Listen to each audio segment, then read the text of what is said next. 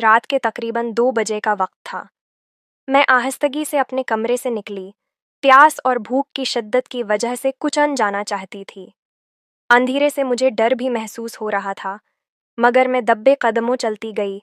जब मैं राहदारी से गुजर रही थी तो एकदम मेरी रूह कांप उठी। मुझे ऐसा लगा जैसे भाई और भाभी के कमरे के बाहर कोई शख्स बैठा है। उसने काले कपड़े पहने हुए थे और उसके हाथ में एक अजीब सी टोकरी थी। खौफ से मेरी रीढ़ की हड्डी में सनसनाहट दौड़ गई। मैं चीखना चाहती थी मगर आवाज़ न निकली। जल्दी से मैं पलटी और बड़े भाई की बीवी के कमरे की तरफ गई। हैरत अंगेज तौर पर दरवाज़ा पहले से खुला हुआ था। मैं अंदर दाखिल हुई और दरवाज़ा बंद करके कंडी लगा दी। कमरे की रोशनी जलाए बगैर मैं उन्हें जगाने की कोशिश करने लगी, मगर वो बस्तर पर मौजूद नहीं थीं।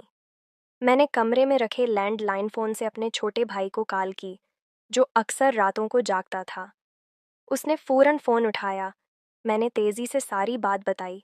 तकरीबन 5 मिनट बाद रोशनी की एक लपक राहदारी में आई और मेरे भाई की आवाज़ बुलंद हुई, जो कोई भी है, अपनी जगह से हिले मत, वरना नुकसान होगा। खिड़की से देखा तो माँ और बहन भी उसके साथ खड़ी थीं। बाहर बैठा शख्स अब भी वैसे ही खामोश बैठा था, जैसे कोई मुजस्मा हो। सब घबराहट में थे, कहीं वो भाई पर हमला न कर दे। भाई ने हौसला किया और जाकर उसके ऊपर से चादर खींची। हम सबकी आंखें हैरत से खुल गईं। वो और कोई नहीं, बल्कि बड़ी भाभी थी।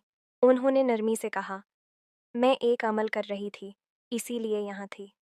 माँ ने हैरानी से पूछा, रात के इस पहर पर्दे के बाहर क्या कर रही हो? भाभी बोले, अम्मी, आप जानती हैं, मुझे अमल बताया गया था, उसी पर अमल कर रही थी। अम्मी ने गुस्से से कहा, मगर वो अमल तो हाथ में किया जाता है, न कि किसी सानिब के साथ। ये सुनकर सब हैरत में पड़ गए। अम्मी ने टोकरी खोली तो इसमें एक जहरीला सानप मौजूद था, जिसका जहर एक जान के लिए काफ़ी होता। अम्मी बोले, ये सानप तुम्हारे पास क्यों है? क्या तुम होश में हो? भाभी ने कहा, ये अमल के लिए है।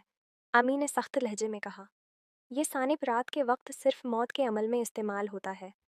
हम सबका दिल दहल गया। क्या वाकई वो अपने शौहर की जान लेना चाहती थीं? उस वक्त तो हम खामोश रहे, लेकिन उम्मी ने भाई को हुक्म दिया कि वो सानिब को किसी सपीरे को दे आए। मारने की इजाज़त नहीं दी, क्योंकि वो बदला ले सकता है। अगले दिन भाई ने सानिब को एक सपीरे के हवाले कर दिया। बाद में एक मोतबर आमिल से मशूरा किया गया तो मालूम हुआ कि पिछले कुछ बरसों में घर की 3 बहुएं सानब के जहर से जाँ बेहक हो चुकी थीं। ये सुनकर सबकी आंखें खुल गईं। भाभी पर से यकीन ख़त्म हो चुका था। वो घर में तो रहने लगे, मगर इनसे एक पर्दे जैसा फासला रख लिया गया। अम्मी कहा करती थीं, जो जैसा करेगा वैसा पाएगा। हमें इंसाफ अल्लाह पर छोड़ देना चाहिए। मेरा दिल अब भी दुखी है कि जिस शख्स को हमने अपनाया, वो इतनी बड़ी खियानत कर सकता है। मगर यही दुनिया है, हर चेहरा असल चेहरा नहीं होता। अगर आपको ये कहानी पसंद आई हो तो बुराहे करम अपनी राय कमेंट में ज़रूर दें। मज़ीद दिलचस्प कहानियों के लिए हमारे चैनल को सब्सक्राइब करें।